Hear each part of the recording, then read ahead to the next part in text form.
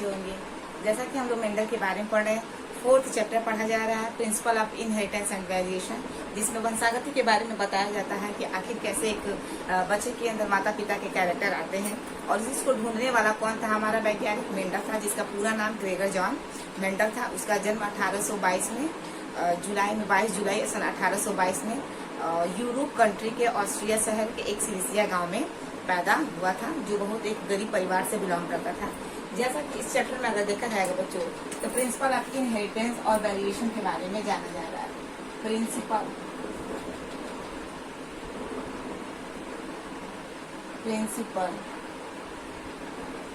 Of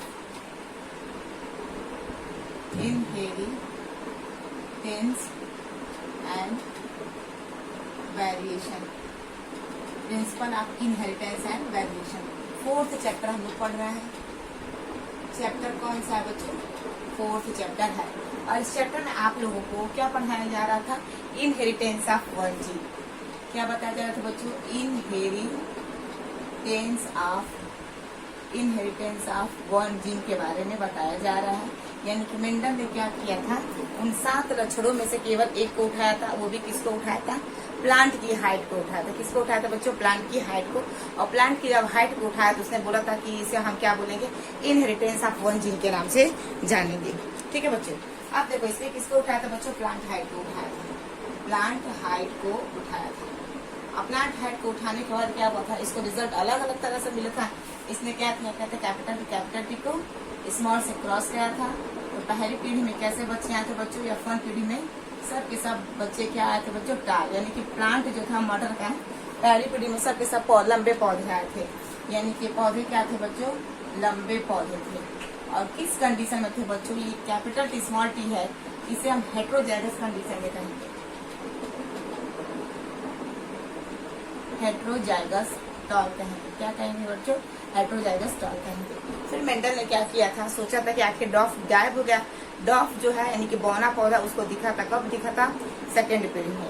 यानी कि जब खेत में पहली पीढ़ी में सब के सब लंबे पौधे आए, तो खेतों में से क्या है तो यार 2 पौधों को उठाया है और आपस में क्या करा रहा है? संकरण करा, मैंने क्रॉस करा है। तो यहाँ पे क्या कर देंगे बच्चों? क्रॉस करा देंगे। किसमें कराएंगे? इसको इसी को इसी में, यानी कि पहली पीढ़ी के बच्चे को आपस में ही हम क्या कराएंगे? क्रॉस कराएंगे। जब क्रॉस कराएंगे तो यहाँ पे इस गैमेट को बच्चों हम ऐसे भी बना सकते हैं। Capital T small T, capital T small T, capital T small T. इसको ऐसे भी कर सकते हैं। इसका क्रॉस इससे भी कर सकते हैं, इसका क्रॉस इससे भी कर सकते हैं, इसका क्रॉस इससे कर सकते हैं, इसका क्रॉस इससे भी हम कर सकते हैं। तो क्या मिल जाएगा? कैपिटल टी को कैपिटल टी में करो तो कैपिटल टी स्मॉल टी, यहाँ पे मिलेगा कैपिटल टी स्मॉल टी। और यहाँ पे देखा जाएगा, ओहो गलती हो गया। कैपिटल टी और क्या है बच्चों? स्मॉल टी है। यहाँ पे कैपिटल टी लिख देते हैं और यहाँ पे स्मॉल टी लिख देते हैं। Capital T small T, capital T small T, इसका इससे, इसका इससे, इसका इससे, इसका इससे।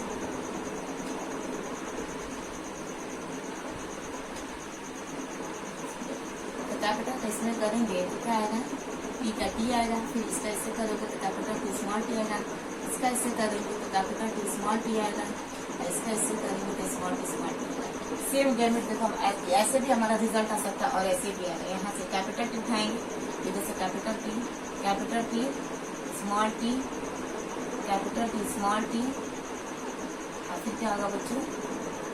क्रॉस स्मॉल टी, वही सेम रिजल्ट है। देखो यहाँ भी एक है संयुग्म जीव, यहाँ भी संयुग्म जीव, यहाँ पे हमारा क्या है?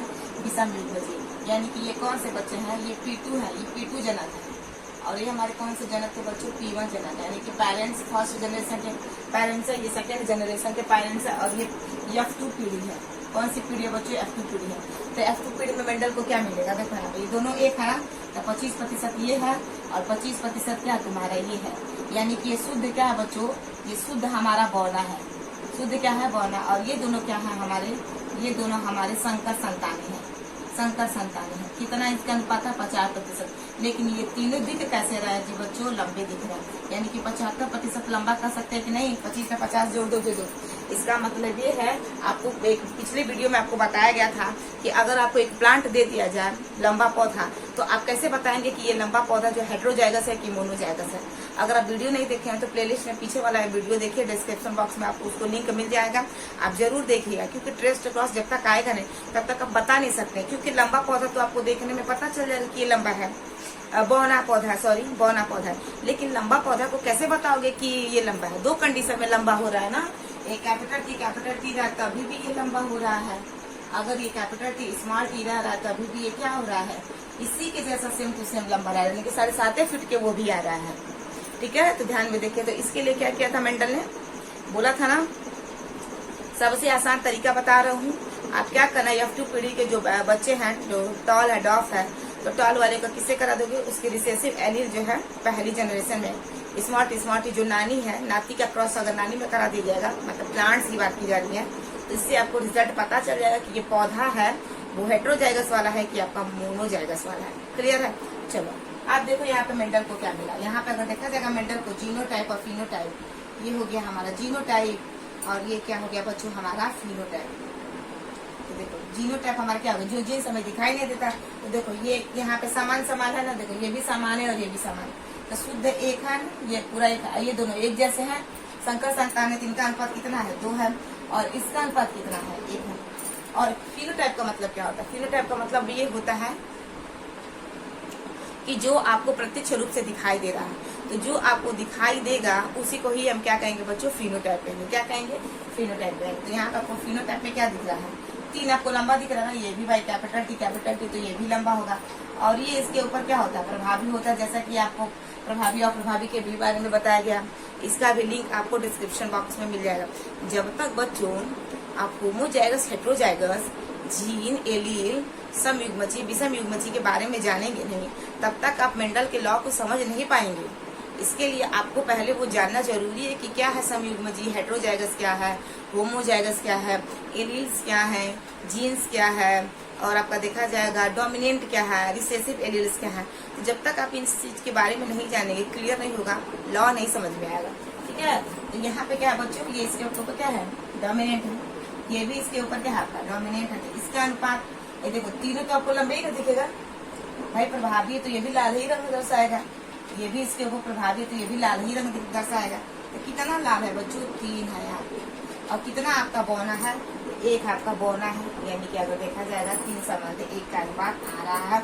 मतलब यहाँ पे अगर देखा जाएगा तो मेंडल ने 1 हेरिटेंस ऑफ 1 जीन पे सिद्ध कर दिया था कि बौना जो आपको पहली पीढ़ी में नहीं दिख रहा है, दूसरी पीढ़ी में आपको बौना दिख रहा है। एक बात हमेशा याद रखिएगा, ये जो आपको दिख रहा है लंबापन या बौनापन, ये केवल मटर के पौधे में ही आपको दिखेगा। आम इंसान की जिंदगी में ऐसा नहीं होता है बच्चों कि केवल एक 7 फीट का आदमी 7 ही फीट हमारे इन्वायरमेंट में पाया जाएगा और 4 फीट वाला आदमी 4 ही फीट का पाया। हमारे नेचर्स में अगर देखा जाएगा मीडियम वर्ग के भी आपके क्या होते हैं, प्लांट्स पाए जाते हैं, यानी कि माता और पिता के जो बीच का मीडियम होता है, मीडियम है, वो भी आपका क्या होता है, पाया जाता है। लेकिन मेंडल अगर शायद जिंदा रहता तो बहुत सारे एक्सपेरिमेंट करके बता देता कि ये केवल प्लांट्स तक ही सीमित है, मनुष्य तक सीमित नहीं है, क्योंकि वो जो जीन जा रहा है वो बिल्कुल सही है, बिल्कुल ठीक ठाक है। लेकिन हम इंसान के ऊपर वो नियम आपका लागू नहीं हो रहा, तो इसलिए मेंडल के कहीं नियम के जो उनका लॉ था वो विचलित था, मतलब मेंडल्स का लॉ काम नहीं कर रहा था। जो मेंडल के मरने के बाद बहुत सारे वैज्ञानिक आए, तो 3 तो स्पेशल थे, कार्ल कोरेंस, ह्यूगो डीब्रिज और सेरमैक, जिसने मिराबिलस जलापा और स्नैप ड्रैगन के ऊपर टेस्ट करके इनकम्प्लीट डोमिनेंस को बताया था। क्लियर है? बाद में और सारे वैज्ञानिक आए जो प्लियोट्रॉफी, आपका बहुजीनी वंशागति, आपका मल्टीपल एलिलिज्म, ठीक है, और आपका देखा जाए इपिस्टैटिस, ये सारी चीजों पे एक्सपेरिमेंट करके बताए थे कि हमारे अंदर जो जीन्स होते हैं वो एक ही जीन कई सारे लक्षणों को कंट्रोल करते हैं, जो ह्यूमंस के अंदर दिखाई देता है या अन्य ऑर्गेनिज्म के ऊपर भी वो क्या होता है बच्चों आपका दिखाई देता है। आई होप आपको समझ में आ रहा है। ठीक है बच्चों, तो इस तरह अगर देखा जाएगा तो मेंडल ने क्या किया था बच्चों, इनहेरिटेंस ऑफ 1 जीन के बारे में बताया था, यानी कि पौधे की लंबाई को लिया और टेस्ट करके दिखा दिया कि पहली पीढ़ी में जो नहीं दिख रहा है वो आपको दूसरी पीढ़ी में दिखा है। एक चीज हमेशा याद रखिएगा बच्चों, बार बार हम घूम घूम के उसी टॉपिक पे आ रहे हैं। ये ऐसा चैप्टर है, आपको पहले भी बताया जा चुका है कि हम इस चैप्टर को लाइन से नहीं पढ़ सकते हैं। जैसे होती है ना कोई स्टोरी अगर लाइन से पढ़ते हैं तभी समझ में आती है, इस स्टोरी में क्या, इस स्टोरी में बार बार हमको वापस आना है, उल्टा आना और फिर उसको पढ़ना है, फिर आगे बढ़ना है। फिर वापस आना, फिर आगे बढ़ना, ऐसे आएंगे जाएंगे तभी चीजें हमें समझ में आएगी। ये इस चैप्टर की बात की जा रही, 4th चैप्टर जो मेंडल का सिद्धांत। तो बार बार हमें उसी जगह पे आना पड़ता है उस चीज को फिर से जानने के लिए, तभी आपका चैप्टर क्या है, क्लियर है। बाकी अन्य यहाँ पे अन्य कोई आपका दिक्कत नहीं होना चाहिए, और है भी नहीं, बहुत छोटा सा टॉपिक है। कहते हैं ना कि अगर कोई चैप्टर फिर लंबापन है या पकाऊपन है या 20 पेज में उसके बारे में इंडिकेट करके बताया है, तो वास्तव में अगर देखा जाएगा वो चैप्टर बिल्कुल सिमटा हुआ होता है। लंबा तो आपको दिखता है कि 20 पन्ने का है मैम, 20 पन्ने का है, और इसमें पता नहीं क्या क्या सारी चीजें ऐड हुई है, वास्तव में कुछ होता नहीं, उसकी स्टोरी बहुत सिमटी हुई होती है। तो देखो मेंडल्स के बारे में उनका इंट्रोडक्शन पढ़ो, फिर मेंडल ने किस पौधे को उठाया, क्यों उठाया, आखिर रीजन क्या था, कितने साल में एक्सपेरिमेंट किया था, कब मैगजीन में छपवाया, कब मरा, उसके मरने के बाद कौन वैज्ञानिक आए, उसके सिद्धांत को फिर रिडिस्कवर किए, यही सारी चीजें तो कितनी लाइन से चल रहे हैं। फिर मेंडल ने मटर के पौधे पे जिन लक्षणों का चुनाव किया था उसमें किसके ऊपर पहले स्टडी किया था, जिसे अभी हम पढ़ रहे हैं, इनहेरिटेंस ऑफ वन जीन। इस तरह अगर देखा जाए बच्चों तो मेंडल ने पौधे के अलावा उसने अगर देखा जाएगा जो आपका एलो सीड है और ग्रीन सीड के ऊपर भी मोनोहाइब्रिड के बारे में बताया था। ठीक है बच्चों, तो यहाँ पे ये जो चीजें है ना, देखो मोनोहाइब्रिड डाईहाइब्रिड के बारे में बता दें। ये क्या है बच्चों, इन दोनों को हम मोनोहाइब्रिड कहेंगे। क्या कहेंगे, मोनोहाइब्रिड कहेंगे, मोनोहाइब्रिड कहेंगे। देखो ये जो आपका टॉल और ये देखो ये टॉल है और ये आपका शॉर्ट है ना, इससे बच्चे आ रहे हैं ना कैपिटल टी स्मॉल के। तो देखो इधर से मेल आ रहा है, इधर से फीमेल आ रहा है, तो मेल कहीं अन्य जाति का, फीमेल कहीं अन्य है, दोनों को आपस में हम क्या करा, क्रॉस करते। तो दो उसमें अलग अलग, एक ही जीन के दो अलग अलग स्वरूप है, जिसे हम एलील्स कहते हैं। तो ये एलील्स जो आपको दिख रहा है, तो बेसिकली ये क्या है बच्चों, ये मोनोहाइब्रिड प्लांट्स है। पौधा बनेगा ना, इन दोनों को आपस में संकरण कराएंगे तभी ना पौधा बनेगा। ये जो पौधा बनेगा, इस पौधे को हम मोनोहाइब्रिड प्लांट्स कहते हैं। ठीक है, और ये जिसके बीच में मीटिंग कराई गई है उसे मोनोहाइब्रिड क्रॉस कहते हैं। मोनोहाइब्रिड, हाइब्रिड का मतलब होता है बच्चों सागर, मोनोहाइब्रिड क्रॉस कहा जाता है। तो ये क्रॉस है, और क्रॉस से क्या बनता है बच्चों, आपका प्लांट्स बनता है। ठीक है, तो इस तरह मेंडल ने किस पे चुनाव किया था बच्चों, इनहेरिटेंस ऑफ वन जीन दिया था, प्लांट हाइट पे दिया था। इसी तरह मेंडल ने बच्चों आपके एनसीईआरटी में अगर देखा जाएगा तो एलो सीड और ग्रीन सीड के ऊपर भी स्टडी किया था। यानी कि उसको मेंडल सोचा कि ये रिजल्ट प्लांट हाइट को अगर हम ले रहे हैं और इसमें रिजल्ट अगर ऐसा आ रहा है, एक संबंधी दो संबंधी, एक फिनोटाइप जीनोटाइप और फिनोटाइप 3 संबंध एक, तो ये भी तो हो सकता है ना कि किसी अन्य जो 7 कैरेक्टर है उन 7 कैरेक्टर में से किसी दूसरे जीन को लेकर स्टडी करते हैं। तो 7 जीन था, पहला जीन क्या था, प्लांट हाइट था। दूसरा जीन मानी के देखा जाएगा, दूसरा कैरेक्टर को लेकर स्टडी किया, उसे भी हम inheritance of one he gene कहेंगे। उसमें क्या लिया था मेंडल ने, प्लांट के जो सीड थी उसके कलर को लिया, एक येलो कलर लिया, गोल्ड लिया, और एक झुर्रीदार जो ग्रीन था, उनके बीच में आपस में संकरण कराया। तो देखा जो हमने भी कुछ समय पहले प्लांट हाइट पे स्टडी किया है और उसका अनुपात ये आ रहा है, तो क्या ये हम गोल्ड बीज और झुर्रीदार बीज ले रहे हैं, एक जीन को उठाकर दोबारा हम जो एक्सपेरिमेंट कर रहे हैं मोनोहाइब्रिड ले रहे हैं, क्या हमारा इसमें भी रिजल्ट सेम आ रहा है कि नहीं? तो चलो हम उसको भी देख लेते हैं। इसको मिटा देते हैं बच्चों, इसको मिटा दिया जाए। अब देखो अब हम क्या करेंगे, प्लांट हाइट को नहीं लेंगे, अब हम कलर को लेंगे। अब देखो क्या किया गया है, यहाँ पे अगर देखा जाए बच्चों तो येलो सीड और ग्रीन सीड को लेंगे। अब यहाँ पे येलो सीड को लेंगे, ये भी क्या बच्चों, ये भी 1 जीन है। क्या है बच्चों, ये भी हमारा 1 जीन है। क्या लिया मेंडल ने, येलो सीड लिया है बीज और ग्रीन सीड को लिया है, ग्रीन सीड को लिया, येलो और ग्रीन। येलो को किससे दर्शाया इसने, कैपिटल वाई से, ग्रीन वाले को रिसेसिव वाले को स्मॉल वाई। अब इसका गेमेट बना लेते हैं, इसका कैपिटल वाई बनेगा और इसका क्या बनेगा, स्मॉल वाई। दोनों को आपस में क्या करा देते हैं बच्चों, क्रॉस, यानी कि इसे क्या कहेंगे, संकरण कहेंगे। क्या कहेंगे, संकरण, यानी कि आपस में क्या कराते हैं बच्चों, मीटिंग कराते हैं। तो क्या बनेगा, कैपिटल वाई बनेगा और क्या बनेगा, स्मॉल वाई बनेगा। इसको भी पहली पीढ़ी में सब के सब कैसे बीए मिले, येलो सीड मिले, येलो सीड मिला, यानी कि पीले बीज मिले, पीले बीज मिला। ये भी क्या है बच्चों, इसके ऊपर डोमिनेंट है ना, दबा दे रहा है ना। और जैसा कि जानते हैं मेंडल के नियम के अनुसार कि क्या होता है, डोमिनेंट वाला रिसेसिव वाले को दबा देता है और अपने आप को क्या करता है बच्चों, जाहिर करता है। ठीक है, और इसके अगर सेकेंड जनरेशन लाए बच्चों, इसी को क्या करेंगे, आपस में इसको टकरा देंगे, सेल्फ पॉलिनेशन करेंगे, सेल्फ पॉलिनेशन नेशन का मतलब ही होता है स्वपरागण, जो आपको खेत में सब के सब जो बीज है उसका कलर अगर तुमको पीला दिखेगा तो पीले वाले जो बहुत सारे उसमें से 2 को उठा लो और आपस में क्या करा दो, मीटिंग कर। अरे मीटिंग का मतलब नर मादा एक ही में है ना, तो एक का पराग कर दूसरे वाले पौधे के वर्तिका पर डाल दो, फिर बिया निकलेगा, फिर बीज बनेगा, फिर आपका क्या होगा, उसको बोओगे और फिर जब बोओगे तो तुमको फिर दिखेगा, तुमको लाल भी दिखेगा, सॉरी तुमको हरा भी दिखेगा और तुमको पीला भी दिखेगा, और क्या है ना, लाल पीला मतलब दोनों दिखेगा, सॉरी पीला और हरा दोनों आपको दिखेगा। लेकिन पहली पीढ़ी में केवल आपको कैसा कलर दिखा है, पीला ही बीज वाले दिखेंगे, और दूसरी पीढ़ी में आपको पीले बीज वाले भी दिखेंगे और आपको हरे बीज वाले भी दिखेंगे। मेंडल के पहला जो एक्सपेरिमेंट था, sorry inheritance of one gene जिसमें प्लांट हाइट का रिजल्ट आया था, सेम रिजल्ट भी इसमें भी आया। और मेंडल ने बोला इस तरह अगर एक एक जीन को उठाकर स्टडी करते हैं तो हमारा रिजल्ट सब के सब वही आएगा, यानी कि फिनोटाइप जो होगा वो 3 संबंध 1 होगा और जीनोटाइप जो होगा हमारा 1 संबंध 2 संबंध 1 का ही अनुपात मिलेगा। यानी कि अगर 7 को जो 7 जीन है, 7 लक्षण एक एक को उठाकर लाइन बाय लाइन 7 का स्टडी करेंगे तो यही रिजल्ट आएगा, 1 संबंध 2 संबंध 1 और 3 संबंध 1 का ही अनुपात आएगा। ठीक है, तो चलो इसमें भी क्रॉस करा देते हैं। क्या है, कैपिटल वाई स्मॉल है, इसमें भी करा दो, कैपिटल वाई बनेगा, फिर इसका कैपिटल वाई स्मॉल बनेगा, फिर इसका इसमें करा दो, कैपिटल वाई स्मॉल वाई, फिर इसका इसमें करा दो। तो मिल गया ना तुमको मेंडल के नियम के अनुसार। तो यहाँ पे क्या मिला है, यहाँ पे पीला बीज वाला मिला है और ये भी तुम्हारा कैसा है बच्चों, पीला ही बीज है, पीला ही बीज है, क्योंकि हम जानते हैं कि एक दूसरे को क्या कर देता है, दबा देता है दूसरे के लिए।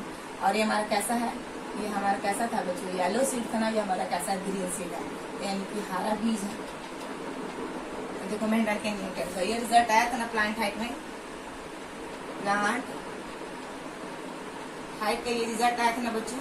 ये हमारा क्या था, ये जीनोटाइप था, ये हमारा क्या था बच्चों, फिनोटाइप था। यहाँ भी तो वही आ रहा है जीनोटाइप फिनोटाइप, यहाँ भी जीनोटाइप दे दो और यहाँ भी क्या दे दो, फिनोटाइप दे दो। तो देखो जीनोटाइप तुम्हारा क्या होगा बच्चों, देखो यहाँ पे ये एक जैसे हैं, इसका 1 अनुपात होगा, ये देखो ये दोनों एक जैसे हैं, इसका अनुपात 2 हो गया और एक दोनों 1।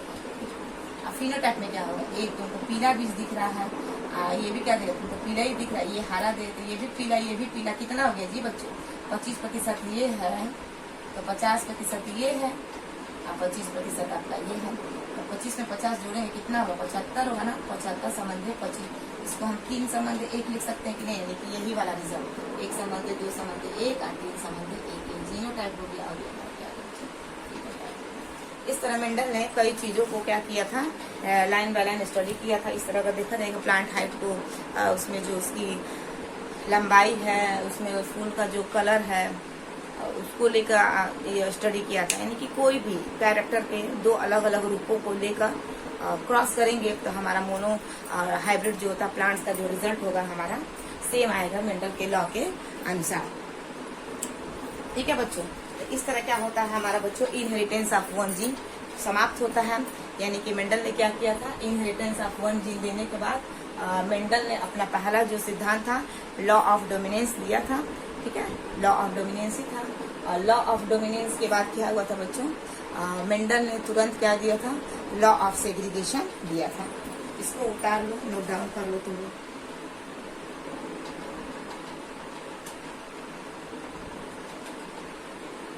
नोट डाउन कर लीजिए।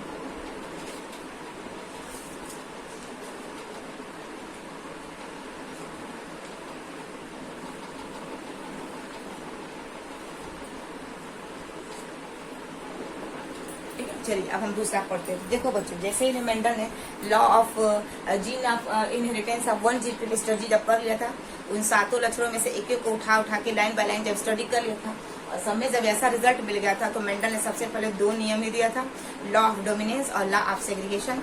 जैसा कि आपको लॉ ऑफ डोमिनेंस के बारे में बता दिया गया है। लॉ ऑफ डोमिनेंस ये कहता है कि कोई ना कोई ऐसे फैक्टर है, मैंने बोला था कि फैक्टर ऐसा है कि माता से भी और पिता से जो फैक्टर आ रहा है बच्चों के अंदर वो क्या है, पेयर में है। और मेंडल ने जीन को फैक्टर बोला था। उसको कहने का मतलब है कि माता से जीन और पिता से जीन बच्चे के अंदर जा रहा है, और जो जा रहा है वो क्या हो रहा है, आपके पेयर में हो रहा है। और क्या हो रहा है, एक दूसरे को क्या करता है, दबाता है, तो उसे हम डोमिनेट करते हैं।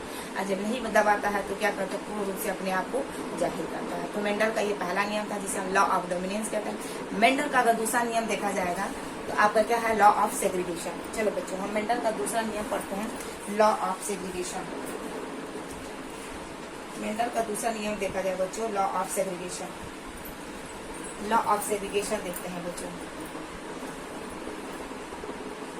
Law of segregation.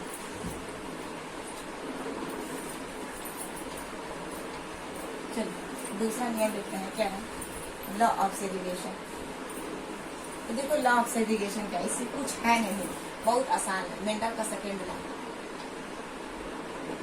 Second law क्या बच्चों, law of segregation, law of segregation, ठीक है। और मेंडल का लॉ ऑफ सेग्रीगेशन क्या बच्चों, सबसे आसान है। मेंडल सीधे सीधे शब्दों में ये बोला था कि ये जो गेमीट है, मतलब ये जो गेमीट है, ये गेमीट क्या है बच्चों, आगे चल के सेपरेट हो जा रहा है और अलग अलग गेमीट क्या कर रहा है, बना रहे हैं। सबसे आसान है। मेंडल का जो पहला लॉ था, लॉ ऑफ डोमिनेंस, उसके एक्सेप्शन भी पाए गए हैं जो अभी हम बात करेंगे। मेंडल के दूसरा नियम जो था, ये लॉ ऑफ डोमिनेंस है, इसमें कहीं भी एक्सेप्शन आपका नहीं है। तो यहाँ पर अगर देखा जाएगा, लॉ ऑफ सेग्रीगेशन का मतलब ही क्या होता है बच्चों, सेपरेट करना। सेग्रीगेशन का मतलब क्या होता है, सेपरेट करना, सेपरेट करना माने अलग अलग होना। तो देखो ये क्या कह रहा है, ये क्या रहा है, ड्यूरिंग गेमीट फॉर्मेशन, क्या रहा है, during gamete formation,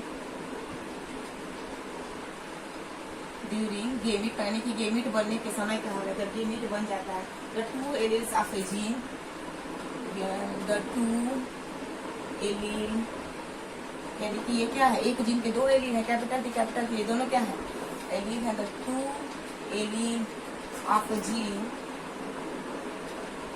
the two allele of a gene must segregate, is must segregate, ठीक है। क्या रहा है कि ड्यूरिंग गेमीट फॉर्मेशन, जब भी गेमीट का फॉर्मेशन जब हो जाता है, इसके जो दो एलील्स मैंने जो दो एलील्स हैं, कैपिटल टी है, ये एक जीन के जो दो एलील्स है वो क्या होते हैं बच्चों, आगे चल के क्या होते हैं, सेग्रीगेट हो जाते हैं। मतलब क्या होता है बच्चों, ये अलग अलग हो जाते हैं, कैपिटल टी अलग अलग हो जाते हैं। इसका होना बच्चों बहुत जरूरी है। अगर लॉ ऑफ सेग्रीगेशन का नियम अगर ऑर्गेनिज्म फॉलो नहीं करेगा तो ऑर्गेनिज्म के अंदर देखा जाएगा बच्चों, एक बहुत खतरनाक क्या हो सकती है, बीमारी हो सकती है। देखो कैसे, क्योंकि हम फीमेल्स के अंदर अगर देखा जाए बच्चों, क्या होता है, एक्स होता है क्रोमोसोम्स जोड़े में, और मेल के अंदर क्या होता है बच्चों, वाई होता है। इसको क्या होता है, आने वाले समय में ये अलग अलग होता है, गेमीट बनाते हैं अपना। तो एक्स इधर जाएगा, ये एक एक्स इधर जाएगा, तभी तो ये नर का आकर यहाँ पे एक एक्स जुड़ सकता है, यहाँ पे वाई जुड़ सकता है। जुड़ेगा कि नहीं जुड़ेगा, या दो कंडीशन हो सकता है, दो कंडीशन हो सकता है। ये जो फीमेल का एक्स है, यहाँ भी जो एक्स है, ये वाई यहाँ भी आ सकता है और ये एक्स यहाँ भी जा सकता है।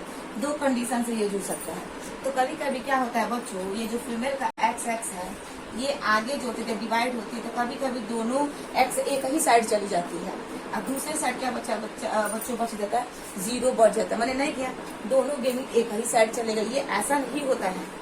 दोनों गेमिट एक जगह नहीं जा सकता। अगर दोनों गेमिट एक जगह चले गए तो उस ऑर्गेनिज्म के अंदर एक भयंकर बीमारी हो जाएगी, जो वो ठीक ठाक नहीं होगा। आने वाले समय में वो सही तरीके से विकास नहीं कर पाएगा, उसके दिमाग का विकास नहीं हो पाएगा, उसके शरीर का विकास नहीं हो पाएगा। मतलब वो विलुप्त तो नहीं कर सकते, मतलब आने वाले समय में वो लंबे समय तक जिंदा नहीं हो सकता, वो स्टेराइल हो जाएगा, बंधता आ जाएगी, माने वो बांझपन के कैटेगरी में आ जाएगा, न नर बनेगा न मादा बनेगा। एज एग्जाम्पल अगर देखा जाएगा तो ट्रांसजेंडर कहते हैं, जिसे होता है ना ट्रांसजेंडर, जिसे हम किन्नर वगैरह कहते हैं, वो बन जाएंगे अगर नहीं सेग्रीगेट होगा तो यहाँ पे क्या होगा बच्चों, अगर एक ही साइड अगर यहाँ पे चला गया तो मेल का भी तो आके जुड़ेगा ना। तो यहाँ पे सपोज क्या हो गया, फीमेल का अगर यहाँ मेल का अगर बाही यहाँ पे जुड़ गया तो देखो फीमेल का एक्सेप्ट है और मेल का क्या है, वाई है।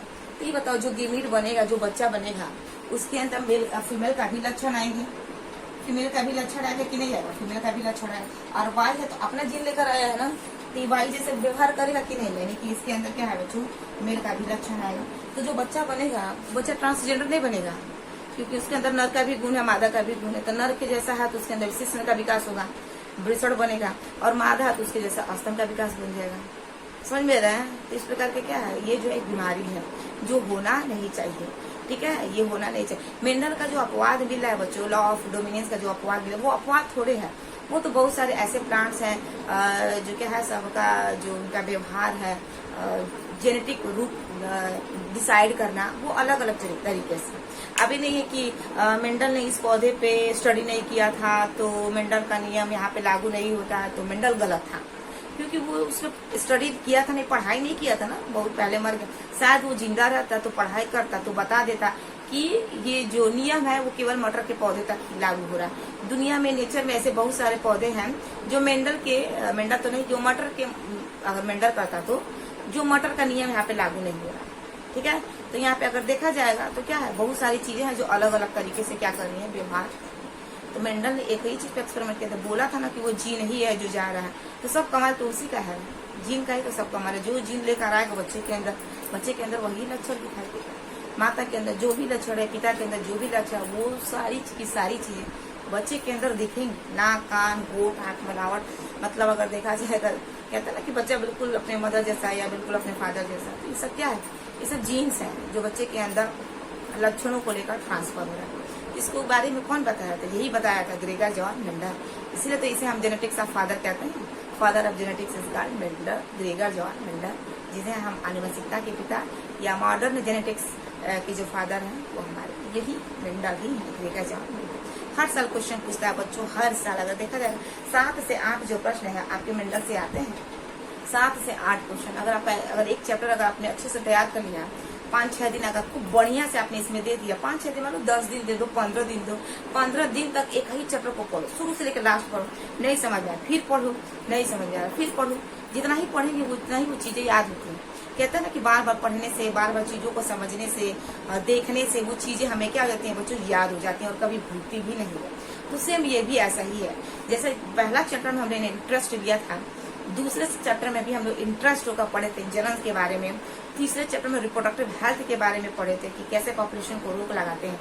तो वैसे तो हमारा ये भी चैप्टर है, चौथा chapter principle of inheritance and variation. अगर इसको भी उतना इंटरेस्ट लेकर पढ़ें तो हमारा चैप्टर तैयार हो जाए और कभी भूलेगा नहीं, और बिल्कुल ये भी क्या लगेगा, आसान लगेगा। दुनिया में ऐसी कोई चीज नहीं है बच्चों की जो इम्पॉसिबल है, सब कुछ पॉसिबल है, सब आपके मेहनत के ऊपर डिपेंड करता है। अगर आप मेहनत करेंगे, जोर शोर से मेहनत करेंगे, इस चैप्टर को बार बार पढ़ेंगे, बार बार रिकॉल करेंगे, बार बार उस चीज पे आएंगे, बार बार आगे बढ़े, बार बार पीछे आएंगे, तो ये चैप्टर आपको अच्छे से तैयार हो जाएगा। और ये होता है, मेरे साथ भी तो ऐसा ही था। क्या हम तो जेनेटिक अंदर तो कोई गॉड गिफ्टेड हमारे अंदर जीन तो नहीं आया कि पैदा होते ही मेंडल के बारे में बताएं। मेरे साथ भी ऐसा ही कंडीशन था। जब हम भी पढ़ते थे अपने कॉलेज में तो हमको जेनेटिक्स के बारे में उतना समझ में नहीं आता क्या है क्या नहीं है, बहुत मेहनत करना पड़ा। मेहनत करने का मतलब अगर देखिए बच्चों, इस चैप्टर को हमने 2-3 महीने दिया था। जब कोई भी अन्य चैप्टर पढ़ते तो बार बार हमको मेंडल के बारे में आता था, आखिर ये कैसे हो रहा है, कैसे हो रहा है, कैसे। कोई दूसरा भी चैप्टर पढ़ते तभी भी मेरे दिमाग में एक साइड था मेंडल, बार बार पढ़ते थे, नहीं समझ में आता था। अंततोगत्वा क्या हुआ, एक समय ऐसा आया कि ये चैप्टर हमको बिल्कुल एकदम क्रिस्टल क्लियर हो गया, एकदम साफ हो गया, चीजें कहाँ से कहाँ जा रही है, कौन चीजें क्या कर रही है, बिल्कुल साफ हो गया। अगर आप अच्छे से पढ़ेंगे, समय देंगे, किसी भी चीज में अगर आप समय देंगे तो आपको सफलता जरूर मिलेगी। आप समय ही नहीं देंगे तो सफल कैसे होंगे आप, सफलता आपको मिलेगी नहीं। तो आप समय दीजिए, कोई भी चीज करिए, चाहे पढ़ाई करिए, चाहे बिजनेस करिए, चाहे जॉब करिए, उसमें जब तक आप अपना 100% देंगे नहीं तब तक वो चीजें आपकी तैयार नहीं होंगी और आप सफल भी नहीं होंगे।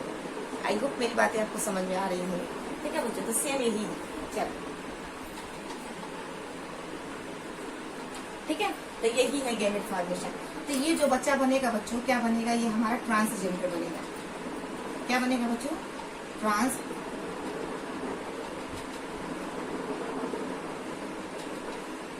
ट्रांसजेंडर बनेगा, यानी कि आधा नर और आधा क्या बनेगा बच्चों, मादा बनेगा। और इस नियम में अगर देखा जाए तो कहीं भी इसका आपका अपवाद नहीं है, एक्सेप्शन नहीं है। आपके देखा जाएगा तो मेंडल का जो पहला लॉ है, लॉ ऑफ डोमिनेंस, और मेंडल का जो थर्ड लॉ है, लॉ ऑफ इंडिपेंडेंट असॉर्टमेंट, पृथक्करण स्वतंत्र अभिविवन का नियम, इन दोनों जगहों पे आपको क्या मिलता है बच्चों, अपवाद मिलता है। क्या मिलता है, अपवाद मिलता है। तो चलो हम चलते हैं फिर से वापस का मतलब जो मेंडल का पहला नियम था, लॉ ऑफ डोमिनेंस, जिसे अभी कुछ समय पहले पढ़ा गया है, जिसका एग्जाम्पल दिया गया था लंबापन और बौनापन पौधे की हाइट का। उसी में हम चलते हैं कि आखिर मेंडल का जो नियम है, लॉ ऑफ डोमिनेंस, मेंडल के मरने के बाद जो 3 वैज्ञानिक थे, कार्ल कोरेंस, ह्यूगो डिब्रिज और सेलमैन, आखिर उसने किस पौधे पे स्टडी किया और बताया कि मेंडल का नियम यहाँ पे लागू नहीं हो रहा। तो जब मेंडल का नियम वहाँ पे लागू नहीं हुआ तो तीनों वैज्ञानिकों में जो तीसरा वैज्ञानिक है जिसका नाम है कार्ल कोरेंस, उसने उस नियम को बोला इनकम्प्लीट डोमिनेंस, जहाँ पे मेंडल का नियम लागू नहीं हो रहा, जहाँ एक दूसरे को डोमिनेट नहीं कर रहा है।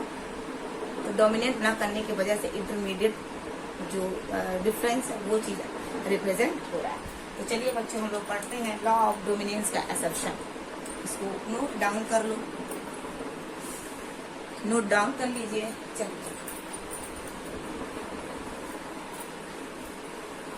चलो बच्चों हम लोग चलते हैं।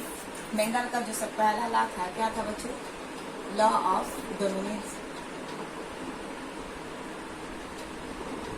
लॉ ऑफ डोमिनेंस में देखा जाए बच्चों, इसमें 3 अपवाद हैं। पहला जो है हमारा इनकम्प्लीट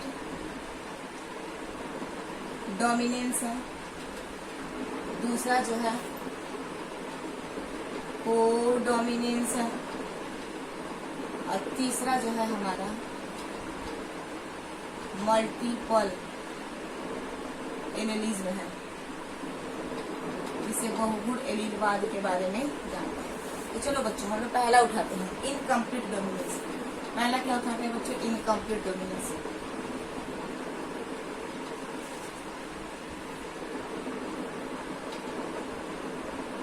इनकम्प्लीट डोमिनेंस इसको कहा जाता है बच्चों अपूर्ण प्रभाविता। क्या कहते हैं बच्चों? अपूर्ण प्रभाविता। अब देखो अपूर्ण प्रभाविता खोजने वाला कौन था बच्चों? वैज्ञानिक कार्ल कोरेंस था। कौन था बच्चों? कार्ल कोरेंस था, ये वैज्ञानिक था। देखो कार्ल कोरेंस ने क्या किया था, जब स्टडी किया मेंडल का नियम जब रिडिस्कवर कर रहा था तो इसको एक पुष्प मिला। उस पुष्प का नाम था बच्चों मिरेबिलस जलापा। मिरेबिलस जलापा। इसे 4 o'clock भी प्लांट्स भी कहते हैं। 4 o'clock प्लांट कहते हैं, ठीक है। दूसरा क्या था बच्चों? Snap dragon.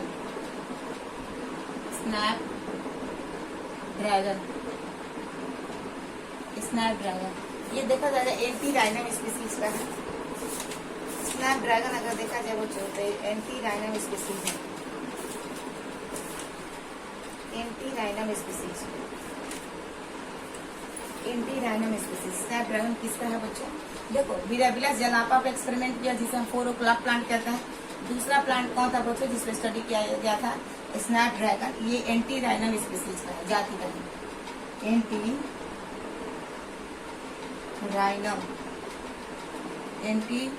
राइनम स्पीसीज का था। देखो आप क्या किया है, ये जो कार्ल कोरेंस है बच्चों इसकी स्टोरी सुनो। मेंडल तो मर गया, कार्ल कोरेंस है। अब देखो कार्ल कोरेंस जो वैज्ञानिक था, एक पौधा उठाया जिसका नाम था स्नैप ड्रैगन कहो, अच्छा मिरेबिलस जलापा कहो। तो समझो पहले हमने ये उठा लिया स्नैप ड्रैगन।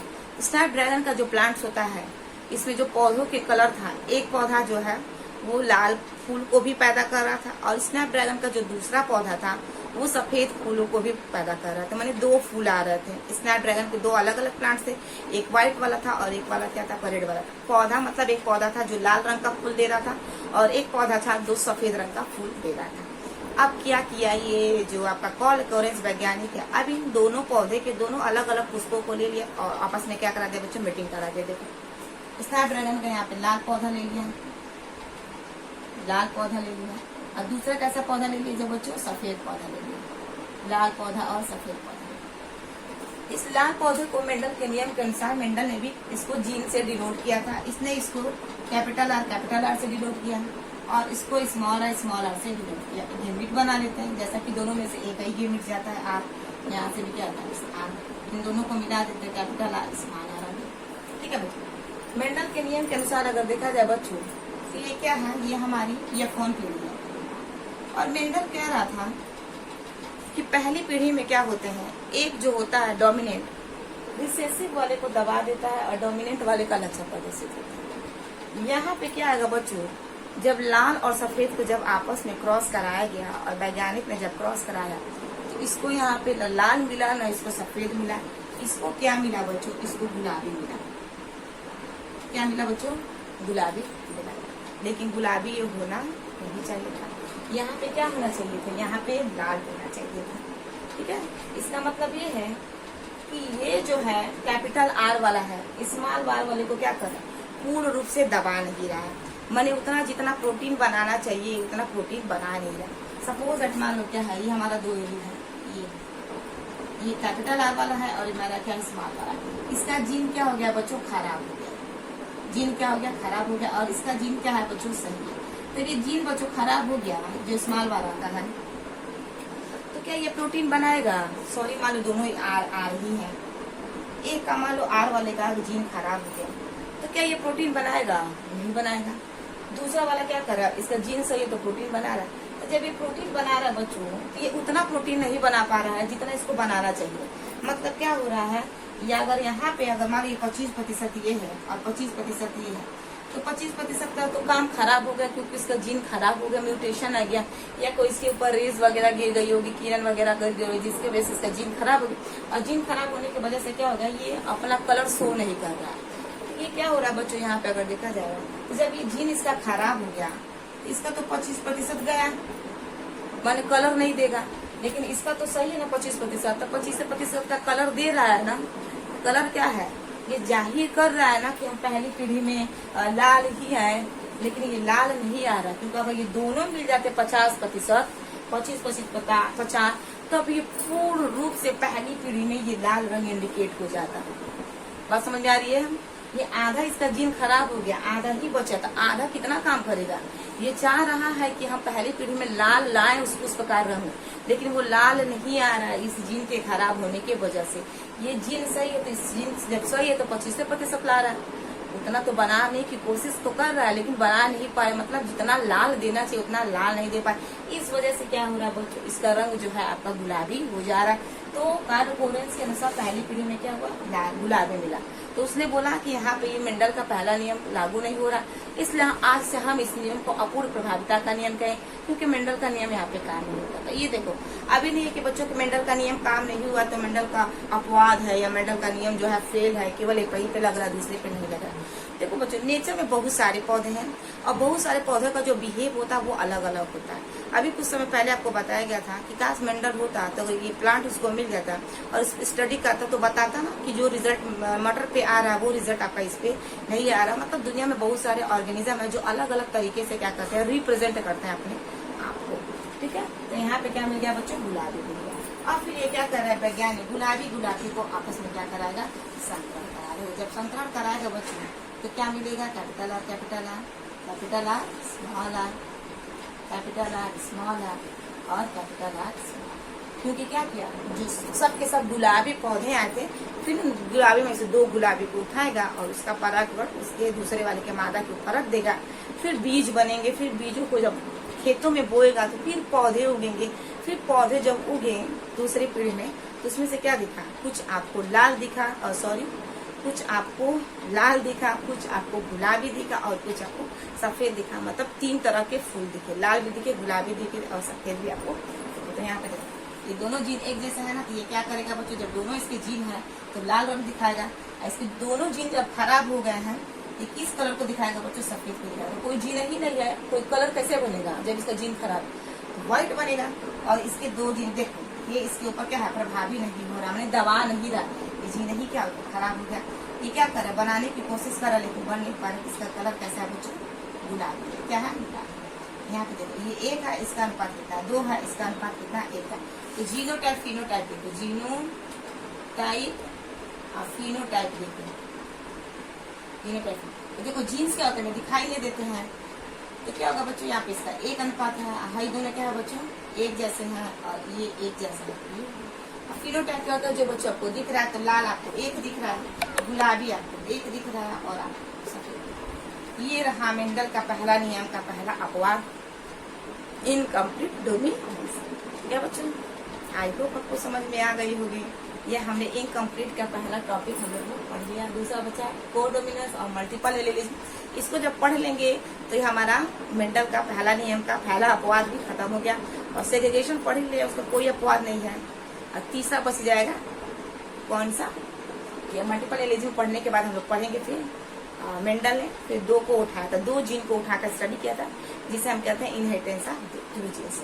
जब उसको पढ़ेंगे तो उसके जो अपवाद है उसको पढ़ेंगे। आई होप आपको वीडियो अच्छी लगी है तो प्लीज लाइक शेयर सब्सक्राइब करिए, और प्लीज वीडियो को देखिए, ज्यादा से ज्यादा पढ़िए, ज्यादा से ज्यादा मेहनत करिए, तभी रंग लाएंगे। जो भी डाउट्स है बच्चों कमेंट सेक्शन में कमेंट करें, ताकि आपके कमेंट मेरे जरिए पहुंचे और आपके प्रश्नों का जवाब दिया जाए। Thank you so much, take care after, bye बच्चों।